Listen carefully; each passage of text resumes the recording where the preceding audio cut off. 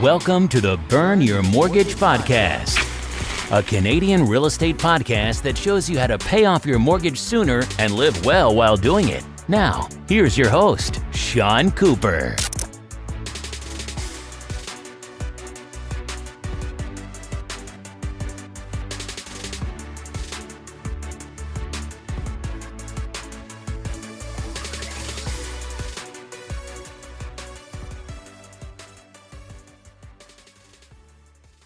Welcome to the Burn Your Mortgage Podcast. I'm Sean Cooper, and it's great to be back for another episode. On today's show, I'll be talking to Ed Rempel. Ed is a fee-for-service financial planner and tax accountant, as well as a popular and passionate blogger.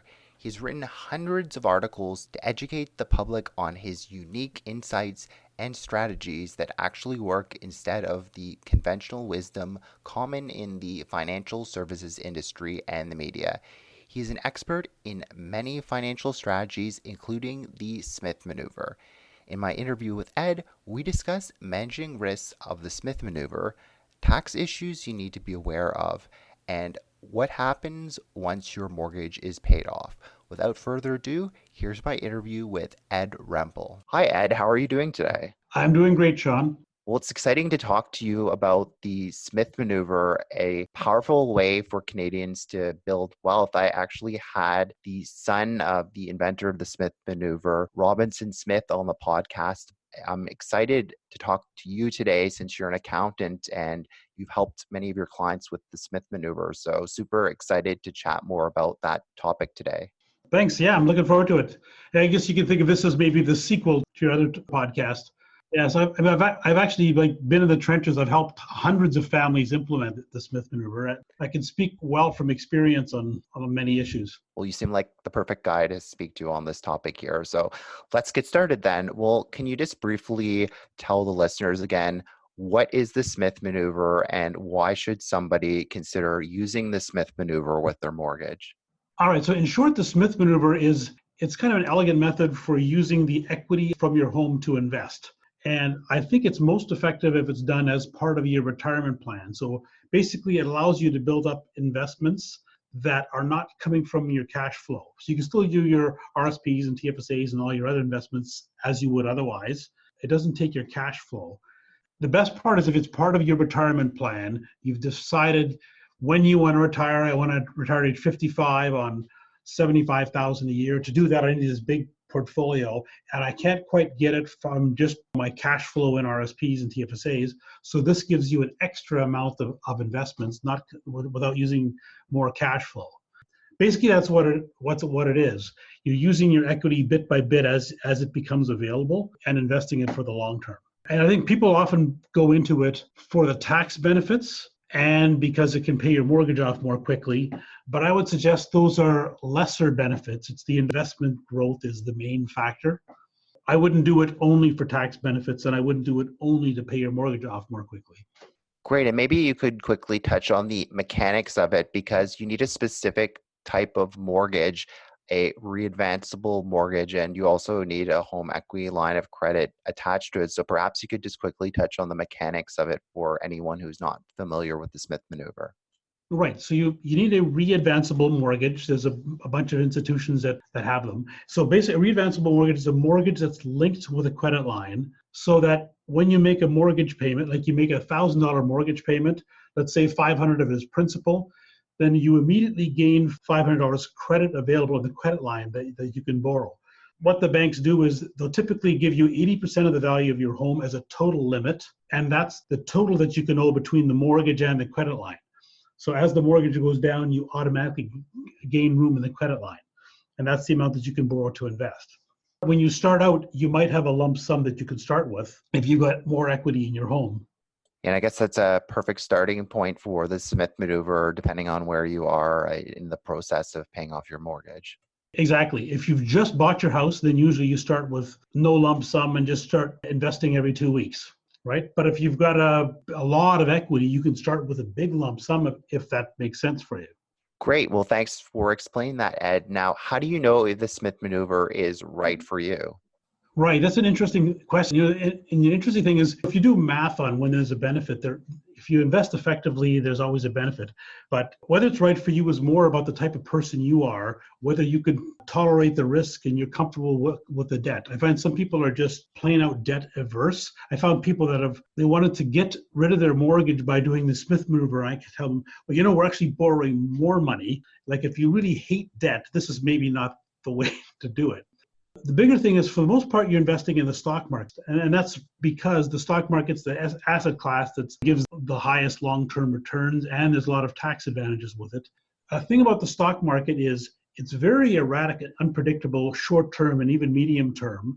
But I think what people miss is that it's actually far more reliable long-term than most people realize. For example, the worst 25-year period of the S&P 500 since 1930 calendar years was a gain of 7.9% a year. That's the worst period. Shows you how consistent it is as a long-term thing. For it to be right for you, what will happen is if you're investing for the next 25 years, almost definitely the market will be way up and you'll have 4, 5, 6 times what you start off with and everything will be great. However, in between there'll probably 3, 4, 5 major market events. It could be market crashes or bear markets where your investments are down quite a bit, and you have to be able to stay invested through all of those. The big thing is you got to be able to stay with it, have confidence in the long term. So that's the whole concept of risks, being comfortable with the investments as a long-term thing. Whether it's right for you, that's probably the main factor, whether you can stick with it long-term. And I call it the big mistake. The big mistake is your investments go down and then you kind of panic and sell, or almost as bad, you switch to something conservative and think you're going to try to time going back in. It's the people that do that can actually lose money in the Smith Manoeuvre long-term. You got to be able to just stick with it, just ride it up and be confident in the long-term. Yeah, because I've heard many studies say that humans aren't the best when it comes to investing. When investments tank, we tend to sell low. And then when we hear great news about an investment, we buy high, which is the exact opposite of what you should be doing. So I think a far better approach is, rather than causing yourself anxiety by watching the markets every day, just come up with a long-term investment strategy. And certainly you should keep an eye on it, but don't watch it every single day, because you'll just be causing yourself anxiety for no reason at all. Exactly. Make sure you have investments that you're confident in. And to me, is if the investment would go down 20% and you'd lose confidence in it, then you should never have bought that investment in the first place. Like, you need to have investment that you're going to be confident of. So for example, anything I'm invested in, if it fell by 20% or more, I would immediately want to buy more, because I'm very confident in the investment. So I can get it cheaper. I just want to buy more of it. I never sell just because something has gone down, right? So you're right. The big thing is the long term. Forget about what it's doing short term. You just think, 25 years from now, it's going to be 4, 5, 6 times where it is. I don't know what it's going to do in between, but I know it's confidence going to be way up in the long term, and just stick with it. Great. And a couple points that I wanted to briefly touch on before we moved on now. Being an accountant yourself, and a full disclaimer that we're not offering any specific advice on the podcast here. You should certainly speak with an accountant and licensed professional before doing anything in terms of structuring your mortgage or anything this way. But just in terms of being an accountant yourself, I'd be interested to hear about why the Smith Manoeuvre is even possible and why you're able to deduct the interest, because my understanding is that if you borrowed money to buy a car or something like that, you're not able to deduct the interest on that, but you're able to deduct the interest to buy investments. Right. Great question, Sean. So let me just start by saying I am a CPA, I'm an accountant. I understand all the tax rules, but anything on this podcast, don't consider it to be tax advice. If you're going to do Smith Manoeuvre, you should have a qualified accountant that you discuss everything with and make sure that you stay on track with all the rules. But to answer your question, basically, part of the Tax Act is they're trying to promote investments. It's the same rule that companies use when companies invest their own money to buy plant and equipment. Their interest is tax deductible.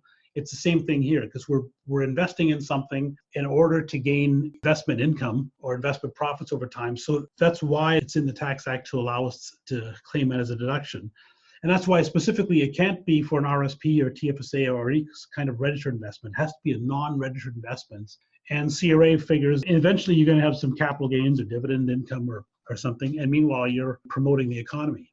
that's basically why. But there's a lot of things to be careful with the investments. You want to make sure that you track your accounts separately, so you can prove exactly what's deductible. You want to make sure your investments are qualifying. Some types don't. If investments cannot possibly pay dividends, like for example, certain ETFs or options or gold couldn't possibly pay a dividend, then it would not be deductible.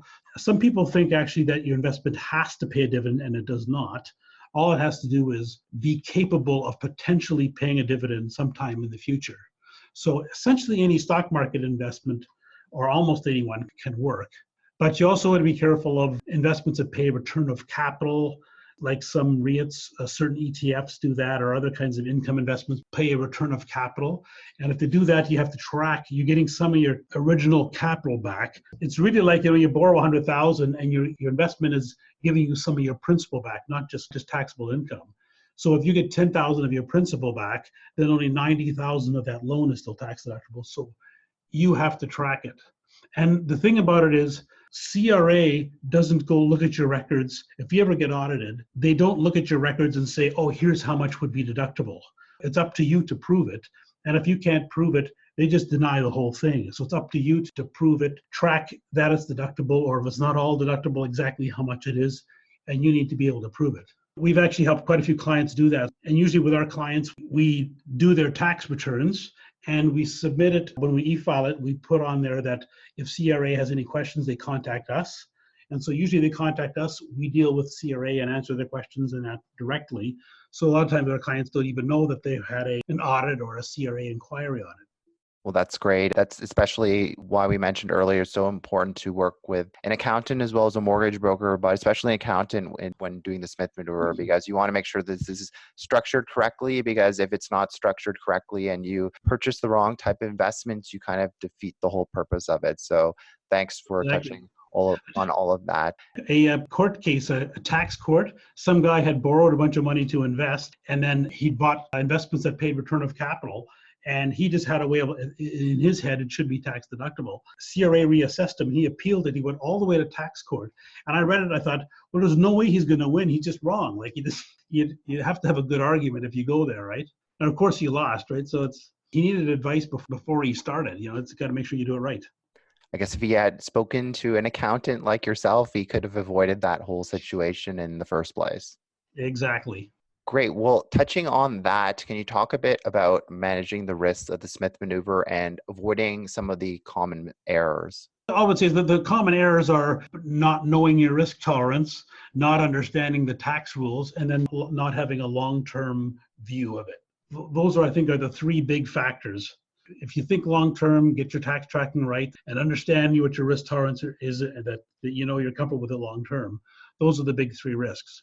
And I guess you can mitigate those risks by working with a competent mortgage broker as well as an accountant to help you along the way to ensure that you're setting this up correctly. Exactly.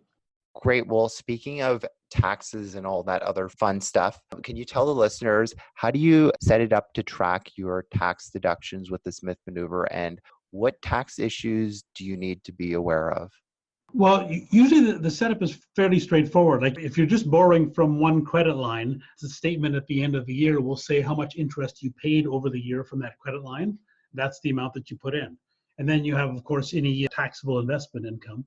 Much of the time it can be fairly straightforward. However, you do have to make sure that everything was done right. You had the right qualifying investments and you didn't break any of the rules in any way.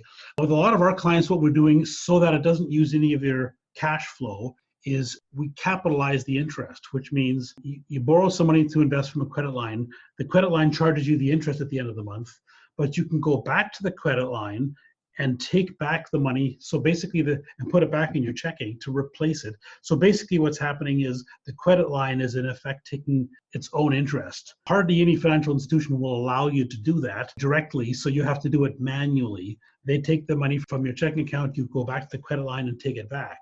Now, if you do this, you have to make sure that you track it properly, and you have to be able to show that the money that you took out of all the money that you took out of the credit line was either invested and is still invested, because CRA is looking for the current use of that money, or it was used to pay the interest. It's okay to take money from the credit line to pay the interest. It would maintain the tax deductibility. Something else that I wanted to touch on with the Smith Maneuver, speaking with accountants, they've emphasized the importance of not muddying the waters. So what I mean by that is when you have the credit line specifically for the purposes of the Smith Maneuver, you shouldn't be borrowing money from it for personal use, like buying a boat or going on a family vacation. Perhaps you could talk a bit about keeping clean records so that it doesn't cause any issues with CRA if you're audited later on. Right. Great point, Sean. So yes, it's always good to have a completely separate credit line that you use only for investing. If you have another one that you use for an emergency fund or any other purpose, it's got to be a separate credit line. And most of the readvanceable mortgages out there will actually allow you to have multiple credit lines, or you could use an unsecured credit line, but make sure that you always keep them separate. Similar with the investment accounts, if you have a non-registered investment account and then you also borrow some money to invest, they could both be non-registered accounts, but you want to put them in, you want them to be completely separate accounts. So you can track this one is borrowed, this one is not. And that'll come into effect down the road when you're taking some money out. If you sell any of it, it can affect how much of your loan is tax deductible. So it's got to be, you want to be able to track them completely separately.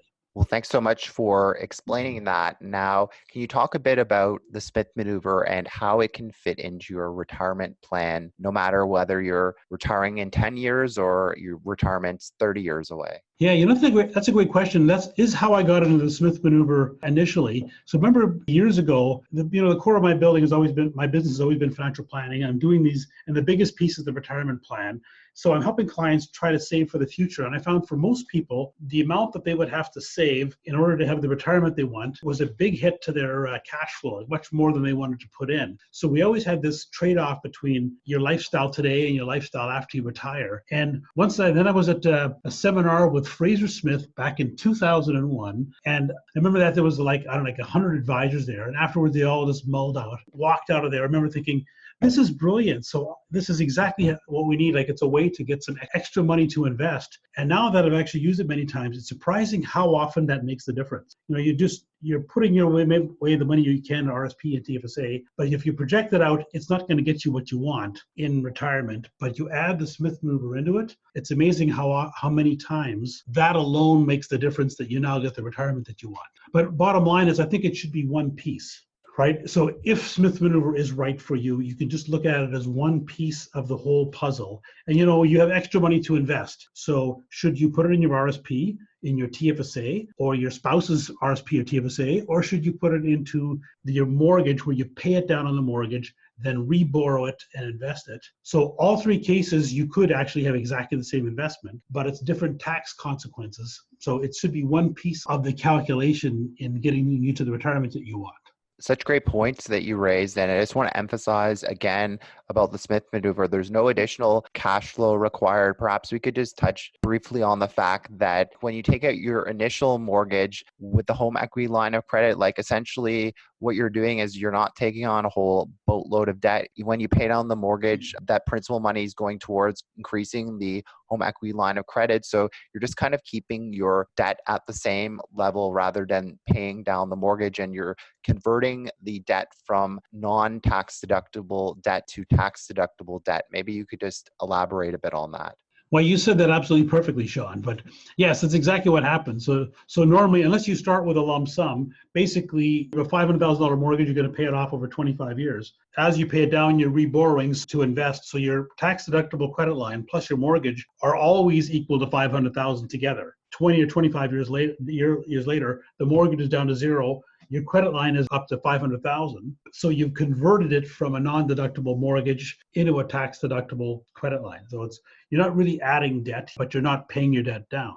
All without any additional cash flow, which is definitely a big hurdle for people to cross when it comes for saving for retirement. I mean, that's the difficult part for a lot of people. Life is expensive, and I guess they don't want to make the sacrifices they need right now to put away the money that they need in their RSP. But the great thing about the Smith Maneuver is that you can save for retirement all without sacrificing your cash flow today. So that's why I'm a big fan of it myself. The best time to be able to invest long-term is when you're younger. You're in your 30s. It'd be great. You've got 30 years in front of you. It's a great time to buy equity investments, and you've got a long runway in front of you. The problem is when you're in 30s, you often don't have much cash flow. You're still early in your career, and you're trying, you just bought a house, and then you probably just got married and have kids. And so there's so many expenses. How do you actually start saving at that point? And that's why I think it makes more sense for younger people that are trying to build something for down the road. No, I agree completely. Now, could you tell us what happens if you end up having to move properties when you have the Smith Maneuver implemented, as well as can you talk about what happens once your mortgage is paid off?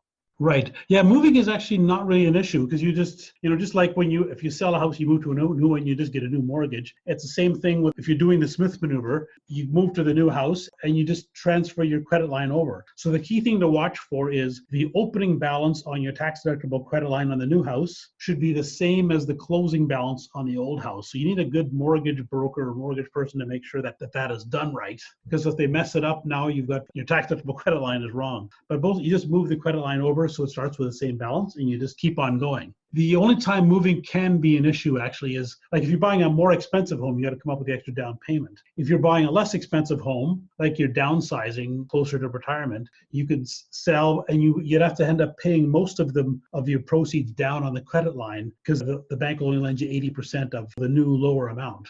It's no problem moving when you're doing the Smith Maneuver. Once the mortgage is paid off, there's actually you have some interesting options. And this is part of why I think it needs to be part of a plan. I think a lot of people start on the Smith Maneuver, it's a cool way to save some tax and pay the mortgage off a bit quicker. But they don't actually realize you're starting on a road. Let's make sure you like where it's going. So you're putting away money bit by bit. It doesn't seem like a lot, but after 20 or 25 years, you owe $500,000 on this credit line. So you got to make sure that you're comfortable with it. And then after the mortgage is paid off, what do you do? And there's three main options. The most common one, the one that actually helps you the most, and this is the same thing, by the way, after you retire. It's kind of the same question. The most common thing to do that gives you the most cash flow is once the mortgage is gone, you now have to start paying the credit line interest yourself, okay? So you can't capitalize the interest anymore because you've got no more credit available, but you don't have a mortgage anymore, and the credit line payment is going to be less than your mortgage payment is. So, some people look at it, if they finally get, the mortgage paid off, and there's, now I have mortgage free, I don't have a payment. When you're doing Smith Maneuver, once the mortgage is paid off, you pay the credit line yourself, but you don't have the mortgage. So your payment is only a little bit lower, but the payment is all tax deductible. And the way you can look at that payment is just think of it as an RSP contribution because you're making a payment and the payment is then fully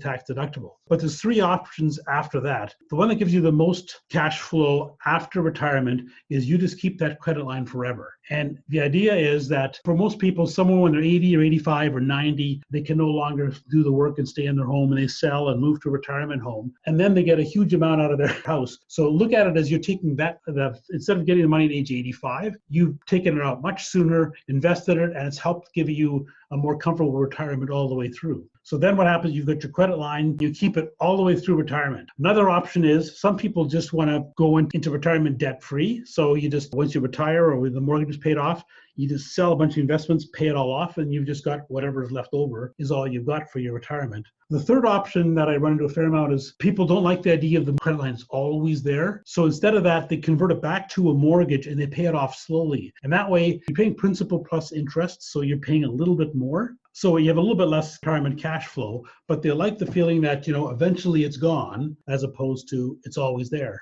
So those are kind of the three, keep it forever, pay it off now, or in between, pay it off slowly. Great. And thanks so much for addressing that because that's a question that I've heard a lot of the times about the Smith Maneuvers. Thanks for laying that out so clearly. So Ed, I heard there are 7 Smith Maneuver strategies. Can you talk a bit about those?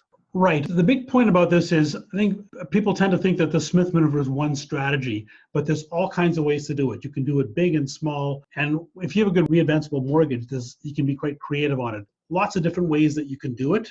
Be aware there's lots of ways that you can do this, whatever makes sense in your financial plan. Great. And last question for you. Can you talk about effective investing strategies with the Smith Maneuver? Right. So I think the most effective is to invest in equities in the stock market. And it's because they're the asset class that has the highest long-term growth and they are reliable long-term. There's lots of tax benefits with it. It's also good to invest globally, not just in Canada. I really recommend try to have the bulk of your money outside of Canada, invested all over the world. And then you just need a good process to invest so that you are confident in it and that it should be able to give you good rates of return long-term. Well, Ed, it's been great having you on the show today. Before I let you go, is there anything of interest that you're working on that you'd like to share with our listeners? I'm always writing articles that are on my blog, and I try to put my blog, I try to be very educational on it. So it's edrempel.com, and it's all about unconventional wisdom. It's all the things that I've learned over the years that really work, as opposed to, I find that what most people believe about finances is either not true or doesn't really work. I found what really works. And Smith Manoeuvre is one of it. Once again, thanks so much for being on the show, Ed. It was wonderful to chat with you today. My pleasure. Great talking with you, Sean. I always enjoy talking about this stuff. Thanks for listening to another episode of the Burn Your Mortgage podcast. Besides being a podcast host, I'm also an independent mortgage broker. If you or anyone you know, family, friends, coworkers, or neighbors could ever use any unbiased mortgage advice or a second opinion, feel free to reach out. Email me at Sean, that's SEAN, at burnyourmortgage.ca, or call or text me at 647-867-3711 for a free mortgage consultation. Also, be sure to head on over to www.burnyourmortgage.ca and sign up for my free weekly newsletter. As a small token of my appreciation, you'll be able to download my ultimate mortgage checklist on choosing the perfect mortgage. I look forward to hearing from you and helping you with all your mortgage needs. Once again, thanks for listening. You've been listening to the Burn Your Mortgage podcast. Don't forget to subscribe on iTunes and leave a rating. Until next time, happy mortgage burning.